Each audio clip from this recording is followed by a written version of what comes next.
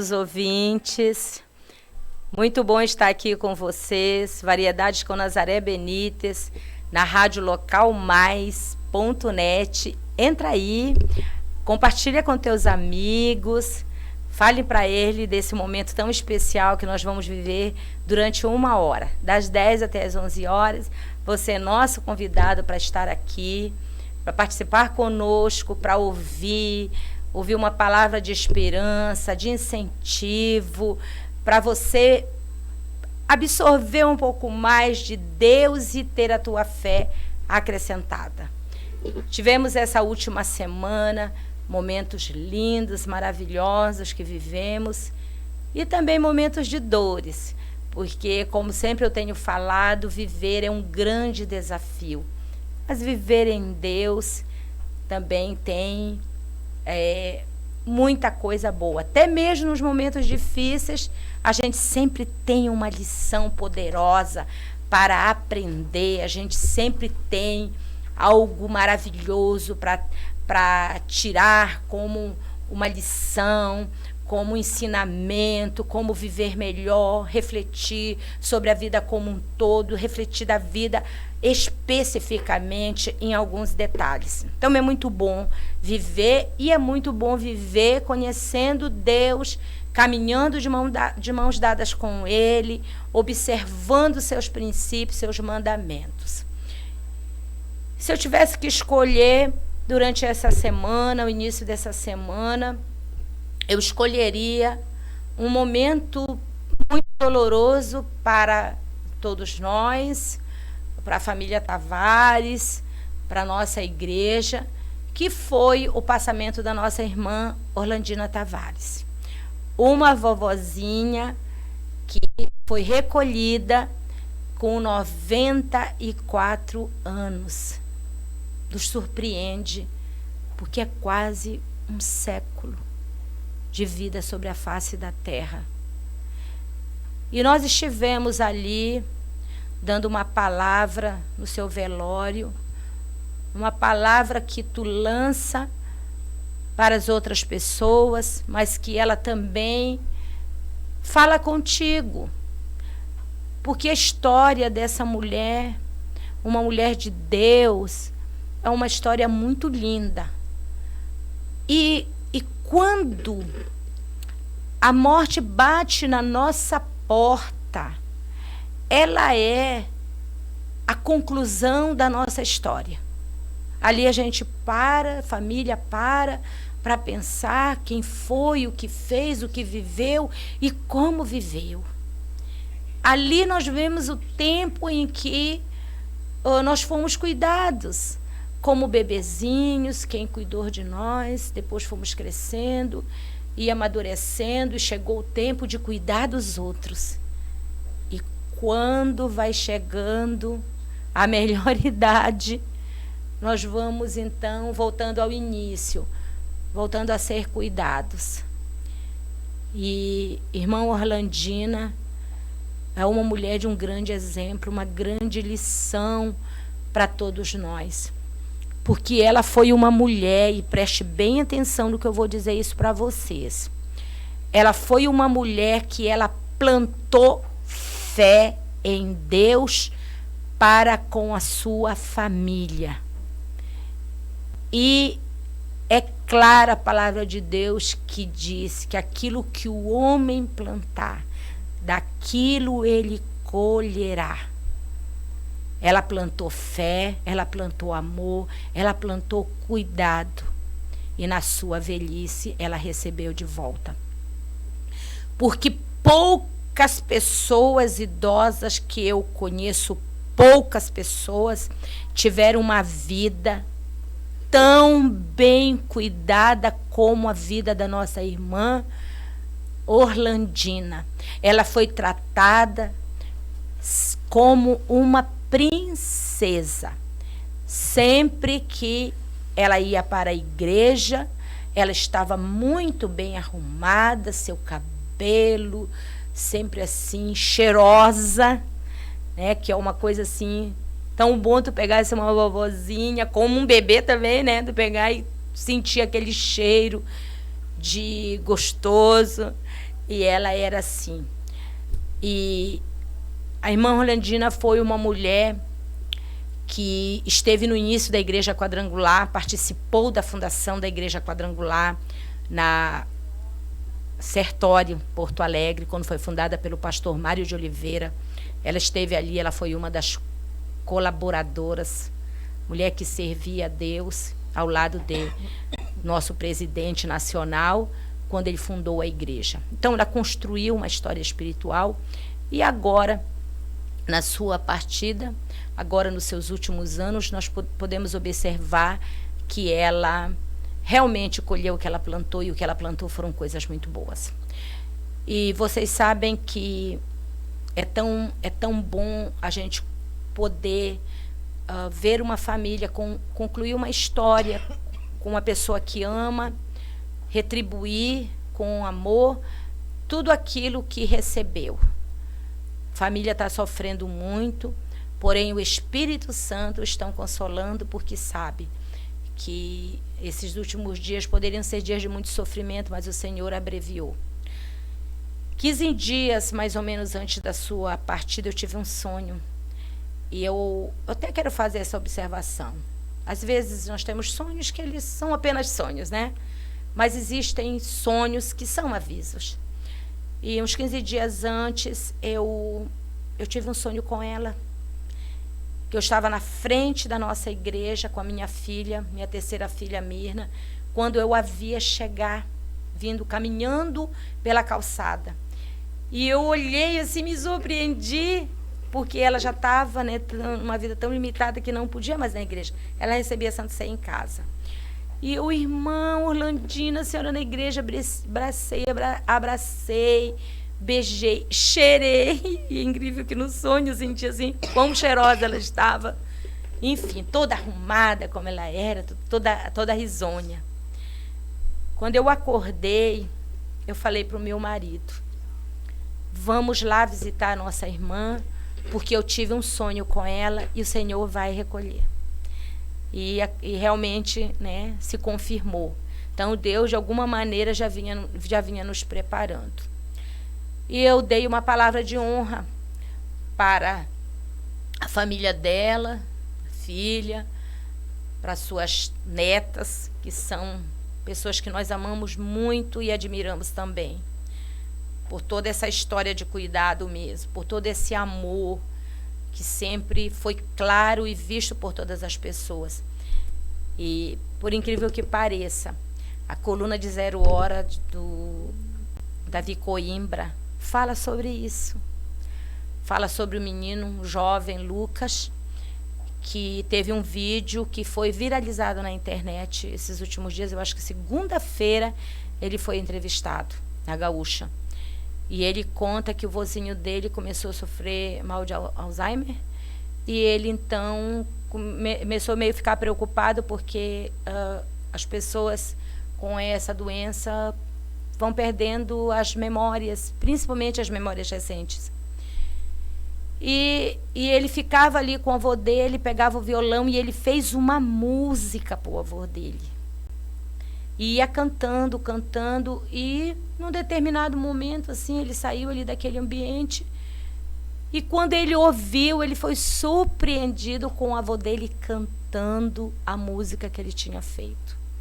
Como o senhor lembrou, né? Não esqueceu isso, gravou, teve na sua memória recente aquela música. Então, e quando ele fala, Lucas, quando fala a respeito do avô dele, ele fica muito emocionado. Eu até vou procurar esse vídeo, porque sempre são coisas boas que a gente deve ver, observar e poder, né, tirar para nós uma lição. Então, fica hoje esse momento especial da minha semana de entender, né? A gente que já chegou assim nos 60, a gente começa a pensar, né? Pensar mais, analisar mais, como é que vai ser com a gente. Enfim, é muito bom. E para as famílias também, para os jovens, observar isso, observar mais seus pais, porque hoje há uma divulgação muito grande, né? Que os desvalidos da sociedade hoje são os idosos, porque as famílias já não dão muito valor, tipo, só tem valor quando produz, quando ganha, quando pode ajudar, mas na medida que vai perdendo toda essa força, esse vigor de trabalho, o que vai acontecendo? Já não vai, e muitas vezes se aproveitam. Enfim, são coisas muito, muito cruéis que os idosos já estão vivendo. Então, vale a gente observar, né? Observar e arrumar, ajeitar a casa, né? Isso aqui não está bem, ligar mais e mais, ver mais. Enfim, fica a nossa dica de hoje. Que Deus abençoe. Que a gente possa entender, né? Que a gente possa olhar para nossas realidades. Bem, hoje nós estamos recebendo a pastora Valdinéia Souza Cruz, essa linda pastora, membro da nossa igreja, é uma das nossas pastoras auxiliar e amiga de ministério. Uma pessoa que nós temos um amor e uma admiração muito grande por sua pessoa. Nós temos uma história maravilhosa, tanto de amizade, como temos uma história boa, ministerial. Uma coisa que eu falo, que a gente tem uma personalidade muito parecida. Apesar de eu ser uma sanguínea, sou sanguínea, né? Minha personalidade, meu temperamento, aliás, ele é sanguíneo, claro, muito controlado pelo Espírito Santo.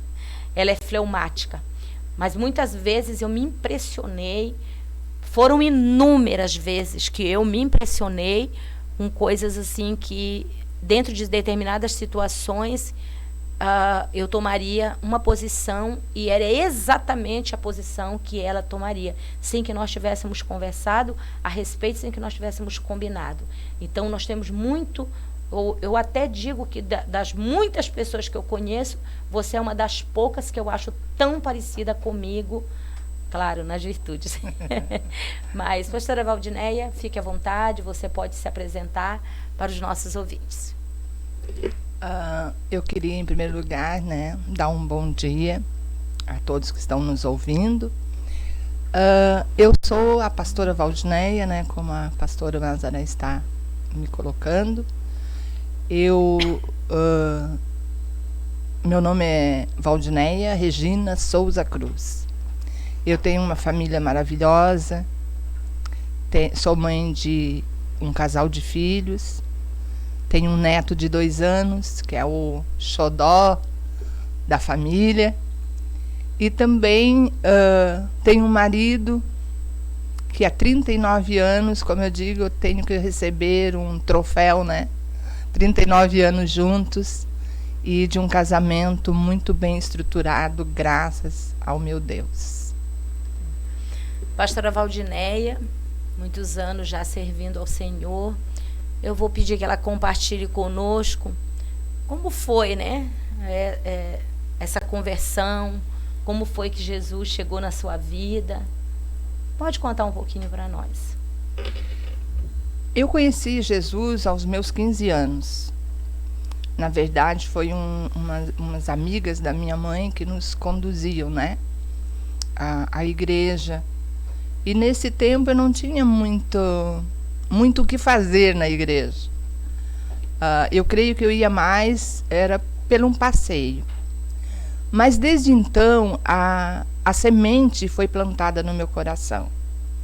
E mesmo passando os anos, eu não dando muita importância àquilo que eu estava recebendo, depois de algum tempo, eu fui colher aquilo que um dia alguém plantou no meu coração. Desde então, a minha caminhada com Deus ela era esporádica. Eu saía na igreja quando eu queria alguma coisa, quando eu precisava de alguma coisa de Deus. Ao receber, eu desaparecia. Eu não ia mais para a igreja. Então eu vivia, como se diz, né, um pé no mundo e um pé na igreja. Até que uma circunstância da minha vida me conduziu a eu tomar uma posição de quem eu era em Deus. Foi um momento bem sofrido, foi um momento bem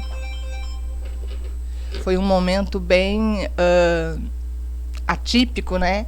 Porque a gente tem toda a possibilidade de receber a Deus em amor, mas a gente muitas vezes só vai buscá-lo na dor. E foi o que aconteceu comigo. Para aqueles que conhecem a pastora Valdinéia, sabe que ao longo da sua vida ela tem um problema grave, seríssimo, cardiológico. E eu vou pedir que ela fale conosco, né, como isso tudo aconteceu, como se desenvolveu isso na sua vida. Bom, para fazer um resumo, eu já fiz, né, 5 cirurgias no coração. Além das cirurgias, mais um marca-passo, né, que me mantém ainda de pé. Tudo começou ainda na minha infância. Não posso dizer que foi um problema de nascença, né, porque foi um problema gerado ao longo da minha caminhada, ao longo da minha existência. Eu fui começando a compreender todas as dores, todo o sofrimento que eu tive nesta área da saúde, o que tinha gerado isso. Foi bem difícil, assim, eu compreender o porquê, né, que desde a infância eu fui uma criança, pastora, que mesmo morando no interior, eu nunca subi numa árvore, eu nunca subi num muro, eu nunca subi numa cadeira. Desde que eu me entendo, né, por gente, eu sempre ouvia o médico dizer que eu não podia rir muito, eu não podia chorar muito. E isso gerou em mim uma criança cheia de vontades também, né? E uma criança totalmente diferente das crianças que conviviam comigo, porque eu era sempre excluída das brincadeiras, porque eu não podia correr, eu sempre era excluída das coisas do colégio, porque eu não podia fazer. A minha paixão era desfilar no 7 de setembro. Todo mundo ficava um mês ensaiando, né, para esse dia, e eu tenho uma lembrança de enquanto eles ensaiavam no pátio do colégio, eu sentadinha num banco só observando. Isso gerava-se uma tristeza muito grande no meu coração, por eu ser incapacitada, né, de fazer o que as crianças faziam, de viver, né, o que as outras pessoas viviam. E assim foi a minha vida inteira. Sempre eu tendo as minhas limitações, sempre eu tendo o meu momento para tudo, né? Graças a Deus eu faço tudo, mas eu faço no meu tempo, eu faço, né, assim que a minha respiração permite, assim que a minha condição de saúde permite. Sempre eu soube que eu não passaria dos 7 anos. Esse foi o diagnóstico do médico, que eu não passaria dos 7 anos. Eu passei dos 7 anos, aí eu ouvi que eu não ia passar daquela fase de mocinha, aquela transição do corpo todo, que o meu coração não aguentaria. Eles diziam que era exatamente o quê? Qual era a doença no coração? Qual era o patologia? A patologia. Quando nós morávamos no interior, o diagnóstico era coração grande e sopro. E não tinha muitos recursos, né, onde nós morávamos, que era interior. Então, era aquilo que o médico dizia, sem muitos exames, sem muitas, né, sem muitas saídas. E o diagnóstico dele era esse. Ela não passa dos 7, ela não passa da fase de mocinha, porque o coração dela não resiste, né, a essas transformações. Enfim, quando nós viemos embora para Porto Alegre, que aqui, né, era diferente o tratamento e tudo, aí foi que eu fui estar com um cardiologista de verdade, né? Que eu fui ter, né, os exames necessários. E com 16 anos, então, eu fiz a primeira cirurgia. Certo. Eu tinha 16 anos. E aí o médico meio que reforçou muita coisa que eu já conhecia. Do tipo, tu não pode engravidar de maneira nenhuma, né? tu vai ter uma vida limitada, por causa do teu coração não tem muita resistência, enfim. Mas só que quando eu completei não, eu não tinha 20 anos ainda, eu e meu marido nos apaixonamos, e mesmo ele sabendo de todas os meus problemas, ele quis assumir um compromisso comigo assim mesmo. Olha que linda. E então a primeira coisa que a minha mãe fez foi chamar ele e dizer: olha, né, eu não sei como é que ela vai ser uma esposa, né, não sei né, a plenitude desse relacionamento. Sei que vocês nunca vão ter filhos, que vocês vão envelhecer sozinhos. Enfim, né, ela deu o quadro bem como passavam para nós. E assim, mas mesmo assim nós casamos. Nós casamos com essa ideia, né? Não vamos envelhecer sozinhos, não vamos ter filhos. Depois de 10 anos que nós estávamos casados, antes desses 10 anos, com 24 anos eu fiz outra cirurgia. Então estava descartado qualquer outra coisa, né? Era cuidar do coração e cuidar do coração e cuidar do coração. Com 27 anos, a minha válvula do coração, né, ela trancou e me deu um AVC, que é um acidente vascular cerebral. Nessa época, eu perdi a visão, eu perdi os movimentos e eu perdi a fala. Então, eu fiquei 72 horas em coma, e aí o médico disse para o meu marido: se ela voltar do coma, ela vai ficar com essas sequelas. Não vai caminhar direito, não vai falar direito, e eu tinha perdido 80% da visão. E aí o meu marido disse: não, eu quero ela viva, não importa de como ela vai voltar. E foi nessa época, então, que eu passei daquela pessoa que conhecia Deus para aquela pessoa que ia andar com Deus. Sim. E aí eu tomei uma decisão, no hospital mesmo, porque eu tive que sair, me recuperar desse AVC e já ir para uma outra cirurgia, porque senão né, desobstruir aquilo que provocou o AVC. Aí eu tomei essa decisão. Eu disse para Deus: se eu voltar a ser como era antes, né, caminhar, falar, enxergar, eu vou te servir de verdade. Eu não te quero mais pela metade. Aí, depois de 3 meses, aí o médico disse: tu vai ter que fazer fono, tu vai ter que fazer fisioterapia, e a visão não vai voltar, porque não foi problema no globo ocular, mas foi no cérebro. Então a visão não vai voltar. Pois bem, depois de 3 meses, eu fui fazer uma tomografia cerebral, e um médico ficou espantado, que ele disse: não ficou sequela alguma no teu cérebro. Glória a Deus. O Senhor é poderoso. E eu voltei a falar aos poucos, né? Voltei a falar normalmente, voltei a caminhar normalmente. A minha visão voltou, que até hoje eu leio sem óculos, né? E a minha idade já pede um óculos, mas eu ainda estou, né, com a visão tão boa que ainda não uso óculos. Enfim, aí foi essa minha decisão de andar com Deus realmente, né? Depois desse dia, eu sou a mulher mais fiel a Deus que você conhece. Que eu conheço. Eu sou a pessoa assim que mais grata a Deus. Enfim, mas só que, claro, né, com o problema de coração eu já tinha muitas tonturas. Com o problema do AVC eu fiquei com mais um pouquinho de tontura. Então eu vivia tonta. Mas vivia.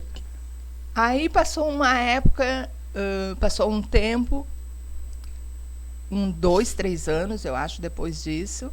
Aí muita tontura. Aí, e eu estava um dia na igreja, pastora. Isso. eu estava um dia na igreja e Deus estava falando através de uma mensagem sobre Ana. E eu estava no banco e aquela mensagem veio assim tão forte no meu coração, veio tão forte, que eu cheguei em casa e eu disse para o meu marido, eu estou grávida. Aí ele assim, como tu está grávida? Eu disse, eu estou grávida. Ele não acreditou, né? Uma porque não podia engravidar, e outra porque já fazia 10 anos que a gente estava casado, e ele não deu muito crédito ao que eu disse. Aí eu disse, foi Deus que disse que eu estou grávida, mas ele não deu crédito. Aí chegou no dia, né, lá nos dias, né, da mulher, que não deveria vir nada, veio. Aí ele disse assim, mas tu não estava grávida? Eu disse, não, eu não estava, eu estou. Mas como tu está grávida se o teu ciclo, né, está normal? Aí eu disse, mas Deus não ia mentir para mim, né? Aí fui até com Deus, fui para a oração e eu disse, Deus, eu empenhei a tua palavra, não foi a minha, né? Eu empenhei a tua palavra. Chegou no outro mês, não deu outra, né? Não aconteceu nada e eu disse, viu, agora eu estou grávida mesmo. Aí ele disse, vamos fazer um teste de farmácia para não passar vergonha. Aí nós fomos, compramos aquele testezinho de farmácia e fizemos, eu e ele bem escondidinho. Aí deu positivo. Aí ele disse, não, mas agora nós vamos no médico, o exame médico para ver. Fomos, ele disse, você está levemente grávida. Aí era contar para a família, né? Porque a família sabia que eu não podia engravidar.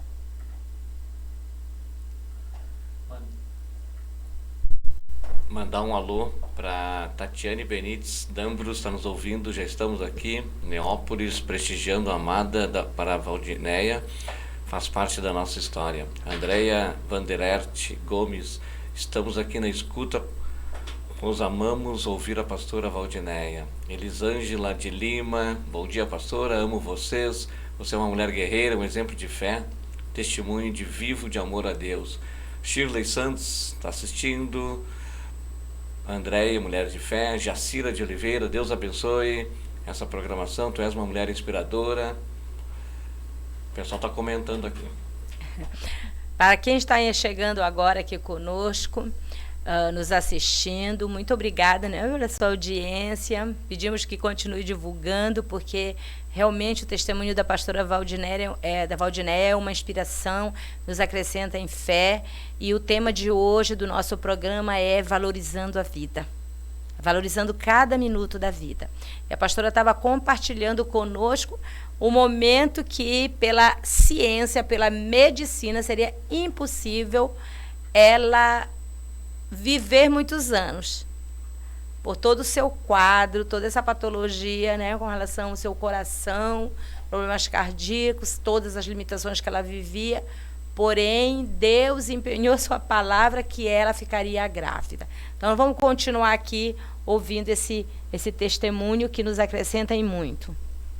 Aí o problema era contar para minha família, que sabia que eu não podia engravidar por causa do coração. Era como se corresse risco de vida para você, no caso. Risco de vida. E para o meu cardiologista, que desde antes de eu casar já disse que eu não poderia, porque o meu coração não bate nem para mim. Ele disse, né, o teu coração não bate nem para ti, é impossível bater para uma outra pessoa, então evita esse risco. Aí o problema era contar para eles. Mas aí fomos obrigados a contar, né? Aí o meu cardiologista... Gravidez não dá para esconder, né? Aí o meu cardiologista disse, né? Ele disse, esquece tudo que eu te recomendei até agora e vamos para outra fase. Vamos para outro cuidado deste coração. Porque vai ser de alto risco e tu vai, assim, se tu tinha limitação de fazer alguma coisa, agora tu vai paralisar tudo. Tu vai ficar... bem, eu não posso dizer, gente, assim, que eu passei uma gravidez maravilhosa. Porque aos 3 meses, quando eu fui fazer uma ECMO, não era um bebê, eram 2 bebês. Eram gêmeos. Tinha que ter coração para 3 pessoas agora. Aí o meu cardiologista me chamou e disse, Jesus. Valdineia, vai ter uma hora que a gente vai ter que decidir, ou salvo tu ou salvo as crianças, porque teu coração não vai dar conta. Ele disse, onde é que tu estava com a cabeça quando tu engravidou? Aí eu disse, doutor Juarez, eu me trato com ele há mais de 40 anos, né? Eu disse para ele, eu engravidei primeiro do Espírito Santo para depois do meu marido. Aí ele disse, como isso? Eu disse, antes de eu estar grávida, eu já sabia que estava grávida, então o Espírito Santo já tinha me engravidado. Eu disse, aí não tinha mais o que eu fazer. Aí ele disse, pois é, então assim, ó, eu morava no 3º andar, ele disse, tu não vai descer do teu apartamento, tu vai ficar só deitada, tu vai passar os 9 meses deitada. E além disso, eu tomo anticoagulante. O meu sangue não coagula. Então eles podiam sair com problema cerebral. Aí ele disse para mim, para o remédio não ir direto para a placenta, em vez de tu tomar oral, nós vamos dar injeção. Então eu pegava as ampolas no hospital toda semana, deixava na geladeira, né? E eu ia aplicando, eu mesma aplicava, porque eu não podia descer para ir na farmácia aplicar. No começo o farmacêutico ia, depois ele começou a atrasar, assim, e eu não podia ficar sem o medicamento, então eu mesma aplicava. Aí foi, nesse tempo, eu tive uma gravidez assim, que eu nunca tive enjoo. E como eu fazia já 10 anos de casada, eu dizia para o meu marido, eu quero fazer tu sair de madrugada para comprar as coisas para mim. Nunca tive um enjoo, nunca tive uma vontade, nunca tive nada. E aí o cardiologista disse, tu vai passar a dormir sentada, porque tu não vai conseguir respirar deitada. Eu nunca troquei o meu travesseiro de posição. Ele disse, vai ter 2 fases que são críticas, mais críticas. É dos 7 meses que os bebês vão querer se colocar para o nascedouro e o organismo trabalha muito.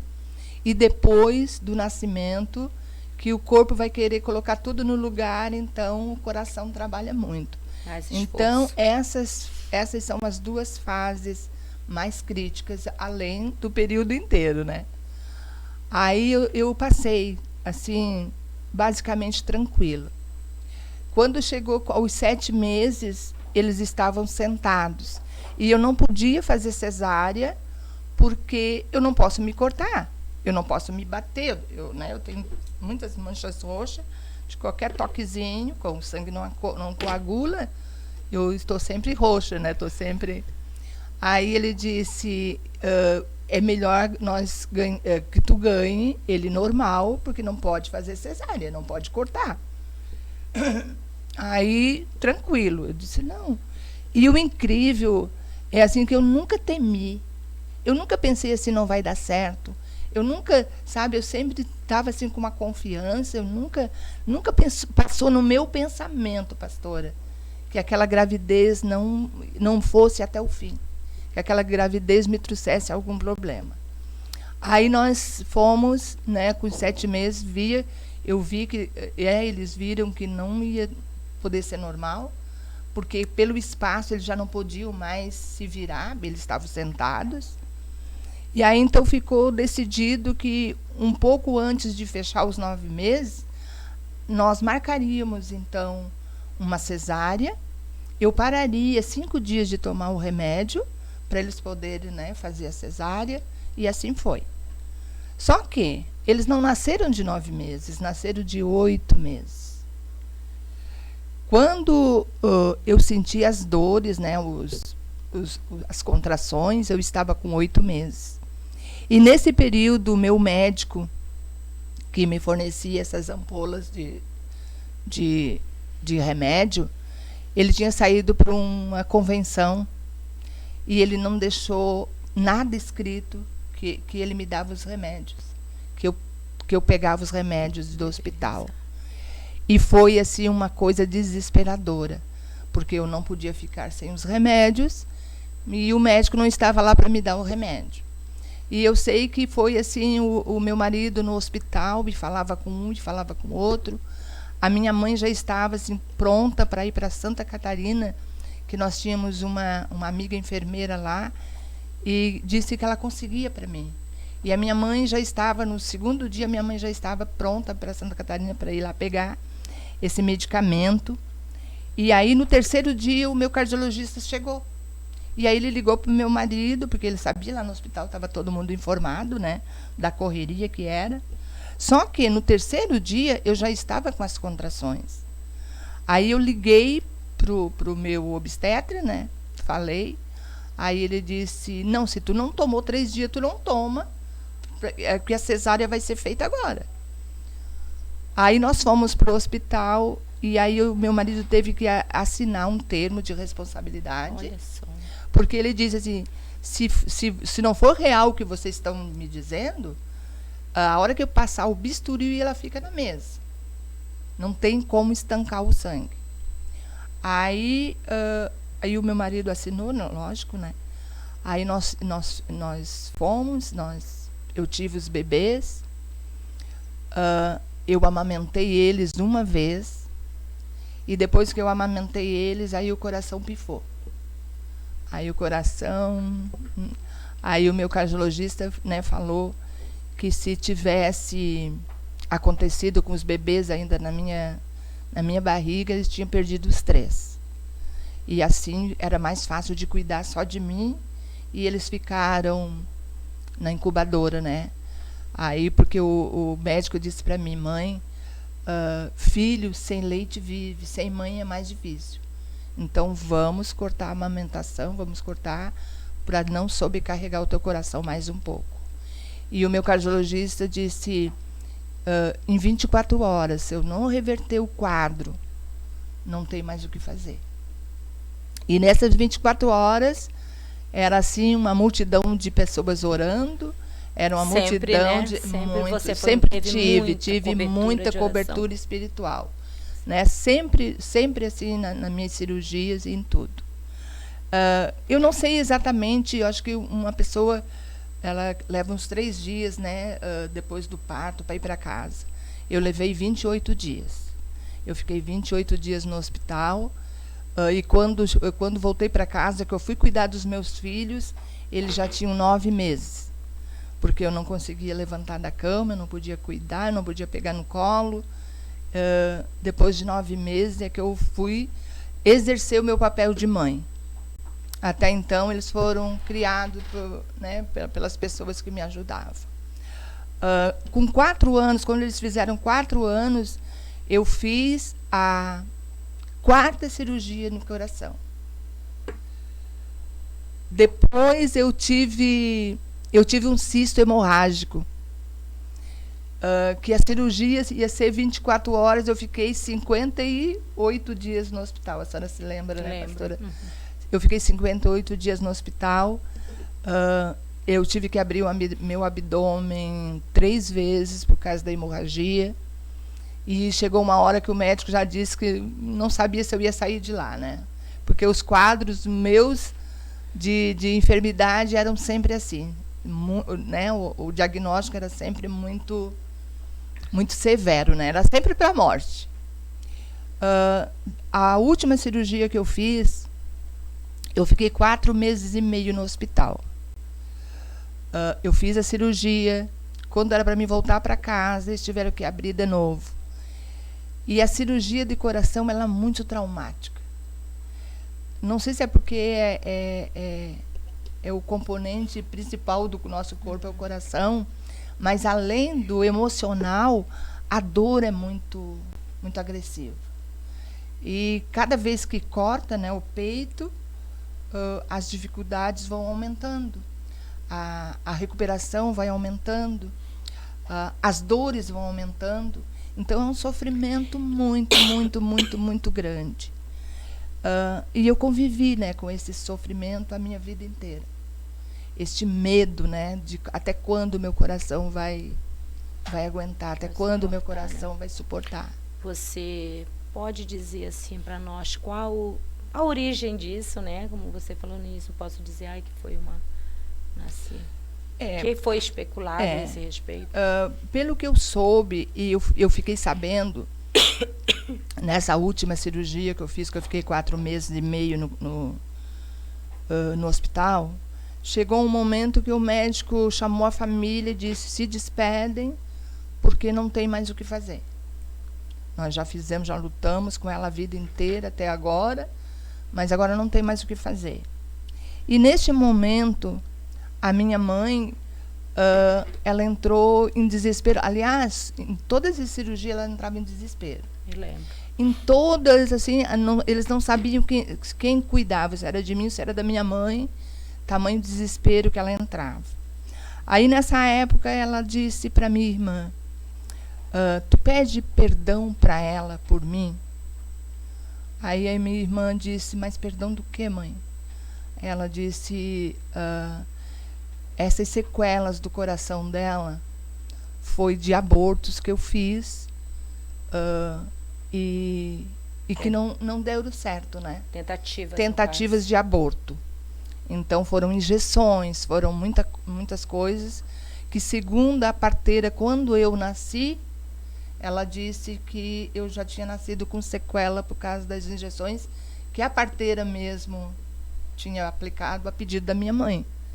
A mesma pessoa que aplicou as injeções, no caso, para fazer o aborto, foi a mesma que ajudou no parto, Era uma pessoa, né?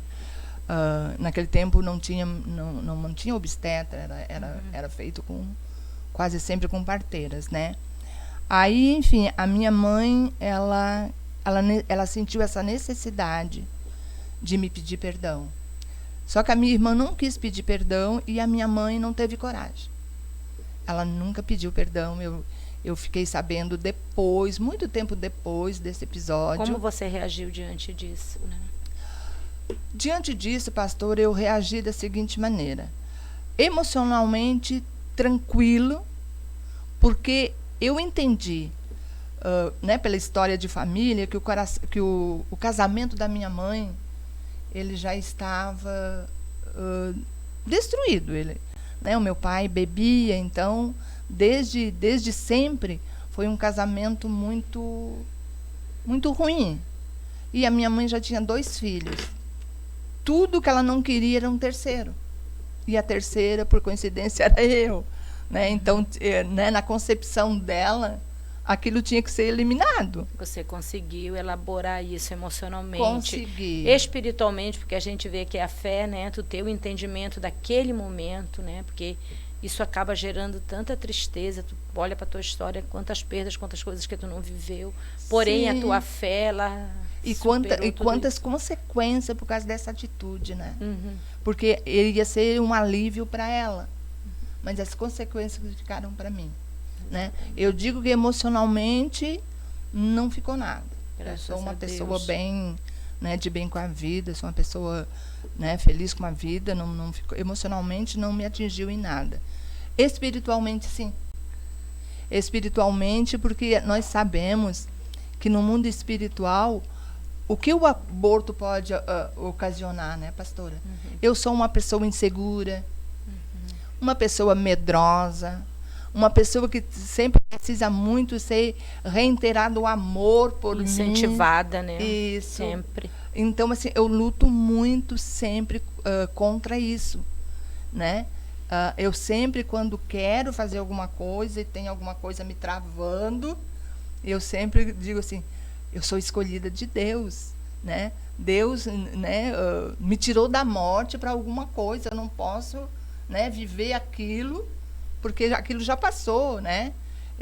Eu tinha um espírito de morte, mas agora eu tenho um espírito de vida sobre mim. Amém. E eu não quero viver essas perdas. Amém. Glória a Deus. Vocês sabem que a pastora Valdinéia, assim, é uma mulher que ela é muito admirada. Ela fala essas coisas que ela fica insegura, que ela tem medo e tudo, mas é tão imperceptível para todos que convivem com ela. Realmente é algo que ela elabora na sua própria vida espiritual. e todos nós amamos muito ouvi-la pregar. Sempre todos somos muito ministradas quando ela leva a palavra, quando ela prega. E ela também ela tem uma célula, gente. Eu fico maravilhada com isso, né? Por uma célula super amorosa, que ela cuida e pela célula ela é muito cuidada. Então ela vive esse berço de amor, de cuidado, resplandece na sua vida tudo aquilo. Ela teve agora, ano passado, ela passou novamente, não foi preciso, graças a Deus, operar, porque todas as vezes que os médicos dizem, vamos ter que operar, vamos ter que ajustar aqui, ajustar ali, todo mundo fica meio que alerta, né? E sempre são esses quadros que ela já viu, esses decretos médicos que sempre são bem preocupantes, e a gente ora sempre por ela, todos os dias. Mas quando acontece alguma coisa, né, que ela tem que ficar hospitalizada, a igreja se une, o grupo de mulheres, enfim, como um todo, familiares, enfim, amigos, e orando por ela. E teve agora o último episódio, foi ano passado, e realmente chegou naqueles momentos assim, e a gente tinha conversado, até pelo WhatsApp, ela no hospital, a gente ficava conversando direto e tudo, e ela falando, né, quanto ela dizia para Deus, Senhor, eu quero viver, Senhor, eu quero fazer a tua obra, eu quero todos os propósitos, né, que tu ainda tem para minha vida, enfim, ela falava aquelas coisas. E naquele dia eu fiz uma oração, que é uma oração que poucas vezes eu já fiz na minha vida. Eu não sou uma mulher de ficar questionando Deus, perguntando por que isso, por que aquilo. As minhas orações, elas não vão por este caminho, né? Não vão. Muitos anos eu caminho com Deus, mas eu não faço. Mas naquele dia eu fiz. Eu perguntei para Deus, eu disse, Deus, por que ela não fica bem? Se ela tem tanto desejo de trabalhar para ti, Deus, se ela valoriza cada minuto da sua vida, que ela valoriza, ela ama estar na tua casa, ela ama estar na célula, ela ama a sua família, ela te ama. Eu perguntei isso para Deus e disse, pedi pela sua vida, pedi que ela ficasse conosco. E naquela mesma semana, ela saiu do hospital, né? Então ali eu vi aquilo como uma resposta, né, de Deus nos permitir viver esse programa de valorizar a vida, né? De tu dar valor para a tua vida, de tu dar valor para cada minuto da tua vida, e tu dedicar isso para Deus. É você e Deus. Vocês têm aqui hoje diante de vocês uma mulher que é isso, uma mulher que experimenta essa dependência, porque cada minuto, cada segundo da sua vida é uma dependência total de Deus. Até a gente brinca com ela, que a gente se refere que a Valdineia, ela é para nós o nosso milagre ambulante, que vai para lá e vai para cá, e tem muita coisa na sua vida que é lindo de ouvir mesmo, é maravilhoso. Mas tem uma coisa que eu quero ouvir dela hoje, que é a respeito da sua meditação diária, que com certeza ela fez, né? Vai compartilhar conosco. Quero dizer para vocês, adquira a sua Bíblia, né?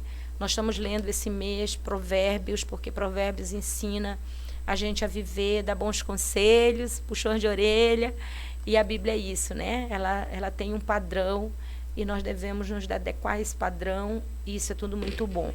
1º de janeiro nós vamos começar a ler um capítulo por dia do livro de Gênesis. 2 anos e meio nós vamos ler a Bíblia inteira, conhecendo a sua história e recebendo aquilo que de espiritual Deus tem para nós. Eu aconselho, tá aí o nosso WhatsApp, você pode fazer a sua encomenda. Aliás, um presente de Natal maravilhoso que você pode dar para alguém ou você pode pedir como presente. Eu sou uma pessoa muito atípica, eu digo isso para vocês. Eu não gosto de presente surpresa muito, porque às vezes a gente se decepciona E eu acho que as pessoas, quando me dão um presente assim meio surpresa, elas percebem se eu gosto ou não gosto. Então, quando vai chegando aniversário, vai chegando Natal, eu já faço a minha listinha. Eu falo, eu quero ganhar isso, porque já é algo assim que eu vou poder, que eu sei que eu vou gostar, que eu vou aproveitar muito. E essa Bíblia é um presente que você vai usar o ano inteiro e vai usar todos os dias. Vale a pena. Eu tive agora esse final de semana dando a mentoria lá na igreja de Neópolis, pastor Tiago Dambros, pastora Tati, minha filha.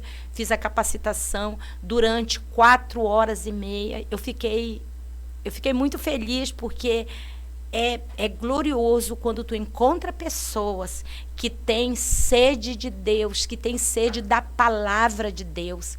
E uma coisa que eu tenho na minha vida é um lema, que nós devemos correr atrás da obediência. Porque quando nós fazemos isso, a bênção nos alcança. Então, as pessoas que estão buscando, isso não é uma coisa que tem a ver comigo, porque eu estou fazendo esse trabalho, isso é um movimento mundial. As igrejas no mundo inteiro estão se voltando para Deus, discipulado 1 a 1, discipulado em grupo, pequenos grupos, cuidado mútuo, leitura diária da palavra de Deus, meditação, é um mover do Espírito Santo que veio para realmente alcançar todas as pessoas. E isso serve para aquele que está chegando agora na igreja, como aquele que já está há muitos anos, porém não aprendeu essa prática. Deus quer se revelar para a tua vida através da sua palavra. Ele pode se revelar de muitas maneiras, através do milagre, de ouvir uma oração, através da natureza, de todas as maneiras. Deus pode se revelar, mas se tem uma maneira tão pontual, tão clara, é através dessa palavra. Eu vou deixar aqui o número do meu WhatsApp para você entrar lá e poder dizer, olha, eu ouvi o programa, eu quero adquirir essa Bíblia, como eu faço? E a gente então vai ali combinando. O nosso código de área é 51, o telefone é 982 24 29 81. Nos chama ali e a gente vai se acertando. Então, eu vou passar a Bíblia à pastora Valdinéia e ela vai compartilhar conosco a meditação dela, que agora é em Provérbios. Só para fechar, pastora, ali o quadro Coração. Pois não? O meu cardiologista, ele me diz que ele não adianta ele me dar um diagnóstico. Que todos os diagnósticos que ele me dá, eu me levanto. Se ele disser que eu estou morrendo, eu me levanto e vou para casa sorrindo. Então ele disse, Valdinéia, não vou mais te dar diagnóstico. Vai vivendo cada dia, porque algo extraordinário acontece contigo. E ele disse, eu sou a única daquele tempo, né, que o hospital era pequenininho, né, Instituto Cardiológico, que eu comecei lá. Aí ele disse que eu sou a única que fez esse número de cirurgia e continuo viva. O milagre, Aí né? ele disse, vou botar milagre. uma placa na entrada do hospital com o teu nome e a tua foto. Sorrindo. Aí eu ainda disse para ele, sorrindo. Aí ele disse, porque não adianta dar diagnóstico para ti.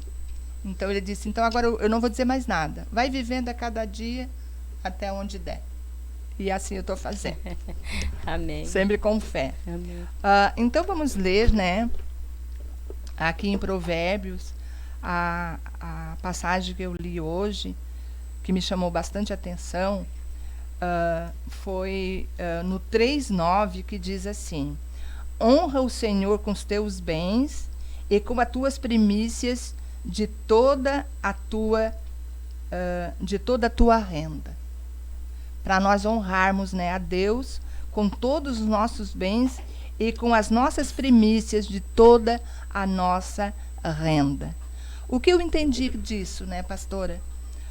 Às vezes a gente despende tantas coisas para tantas coisas vãs e nós seguramos aquilo que é de Deus. Nós seguramos aquilo que nós podemos contribuir para que a casa do Senhor permaneça. Muitas vezes nós achamos assim, mas eu dou o meu dízimo, eu dou a minha oferta, para onde vai esse dinheiro? Nós não computamos, né, que a cadeira onde nós sentamos, o ar condicionado lá, gostosinho que nós usufruímos, toda a estrutura, né, da igreja vem disso. E nós nos detemos, né, com tantas coisas materiais, e nós esquecemos que isso também foi uma cobrança do Senhor, né, trazer as coisas melhores para o seu templo.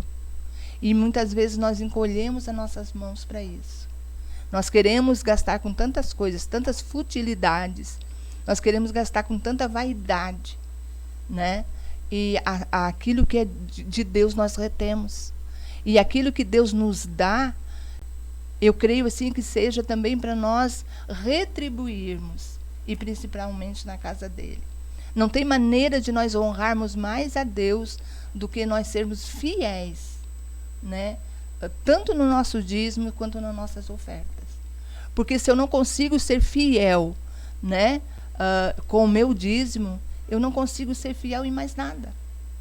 Se eu estou negligenciando a Deus nesta parte, né, em todas as outras partes eu vou ser devedora também.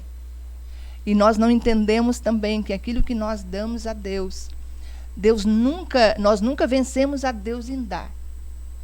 Tudo que nós demos a Deus, Ele nos retribui 100 vezes mais. Seja, né, a nossa fé, seja o nosso trabalho, seja as nossas ofertas, seja os nossos dízimos. Deus, Ele não se cansa em devolver para os seus filhos aquilo que é nosso. E eu creio muito, sabe, de que quando eu faço isso, às vezes, lógico, né, tem meses assim que a coisa está apertadinha, mas em primeiro lugar eu tiro o que é de Deus. Porque quem pode acrescentar sobre mim é Ele mesmo. Então, o que é dele, eu separo e dou para Ele. E as demais coisas, eu vou recebendo. E Deus vai dando. O que nós não podemos é temer. Né? Aquele temor de que se eu der, vai me faltar. Nós temos que ter a consciência que se eu der, Deus vai retribuir. E Deus vai nos dar em abundância.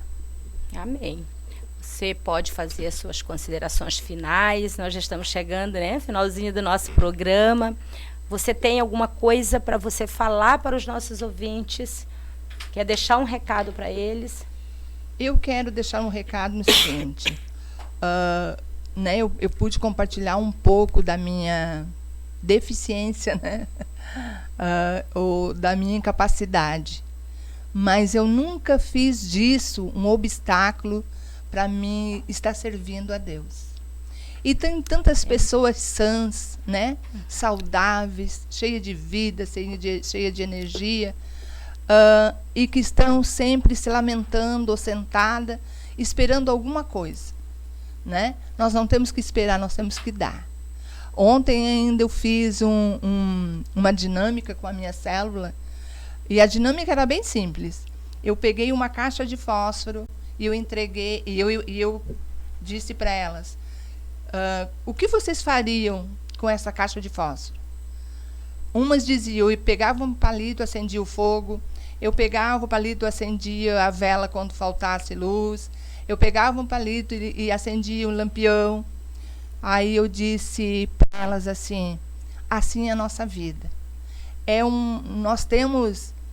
Nós podemos fazer da nossa vida o que nós desejarmos. Ou nós fizemos, né? Eu disse, aqui nós podíamos pegar essa caixa de fósforo e dizer, eu vou incendiar incendiar uma casa, mas nós temos a capacidade de nós fazermos da nossa vida diferente de como ela se encontra para nós. Então, diante disso, amados, nós temos a liberdade de tomar posição dentro do quadro da nossa vida. Ou nós podemos pegar a nossa dor, né, e nos lamentar a vida inteira, ou nós podemos pegar a nossa dor e transformar em aprendizado, em crescimento. Né? A gente pode pegar a nossa dor, ou pode pegar a situação que nós estamos vivendo e revertê-la. E é isso que nós temos que fazer todos os dias. E confiando em Deus, amados, nós vamos, né, nos aprimorando cada vez mais. É. E sabemos, né, qual é a nossa identidade em Deus. Amém. Quando nós sabemos qual é a nossa identidade em Deus, não importa a circunstância que nós estejamos vivendo, nós vamos transformar para melhor. Por pior que ela seja. Que ela possa aparecer. É. Estamos chegando ao fim desse programa e eu quero te agradecer, pastora Valdinéia, por estar aqui. Tua história sempre me toca muito. É um exemplo para aqueles que não sabem. Essa história, 1 hora é muito pouco para contar tanto milagre. Mas a pastora Valdinéia, ela canta na igreja na tarde da bênção. Ainda tem esse desafio. São muitos milagres, muitas coisas mesmo, muito interessante. Um prazer enorme ter você aqui conosco, e a gente sabe que essas ondas vão chegar em muitos lugares. Amém. Nós agradecemos ao nosso Deus, que é poderoso, que é o doador da vida. E vamos para a igreja, né? Vamos fazer que nem a nossa pastora já estava falando. Hoje é culto de oração, tem a tarde da bênção às 15 horas, tem o culto da noite, tem mentoria logo cedo. Hoje vão ser com as mulheres, enfim. Organize seu dia para que Deus esteja inserido nele. Deus nos abençoe e até quarta-feira que vem, 10 horas da manhã. Tchau.